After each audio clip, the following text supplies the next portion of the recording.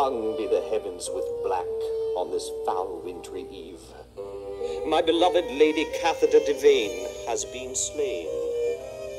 Death lies on her like an untimely frost, filling the glib theater with woe as sharp as an executioner's blade.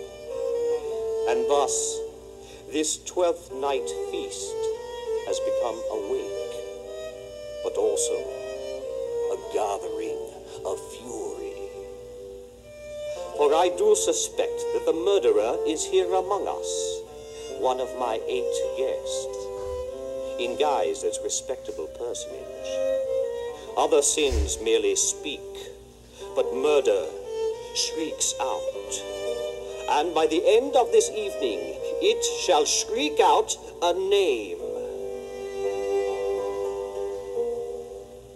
Hearken now to the scene of this most heinous crime, and the clues that will lead you to ferret out the villainous damsel killer.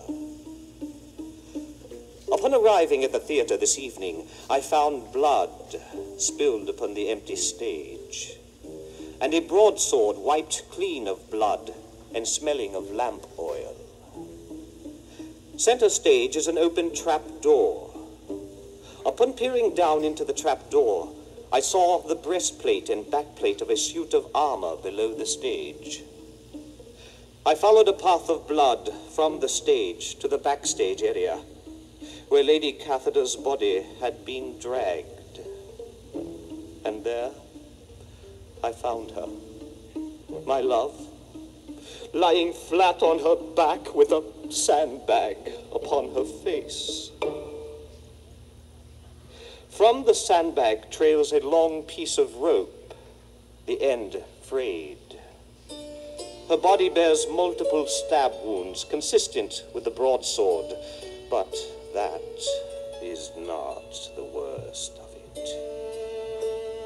There is also cruel damage to her side, as if she had been gnawed upon by some large animal. Near her body is a dagger coated with blood, yet smelling of a fast-acting poison I am familiar with. It is a poison that brings death in seconds.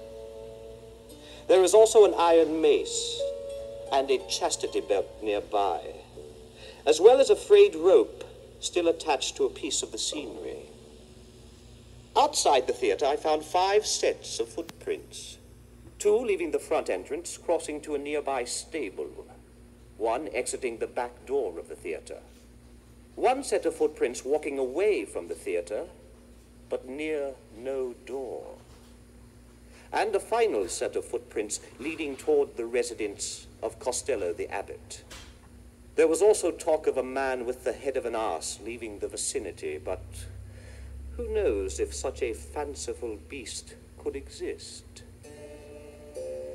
And now, as my love's body grows cold, I take in mine own hands the broadsword and hasten my own tragic end. For I cannot bear to live without her. I turn the sword upon my breast and run myself through.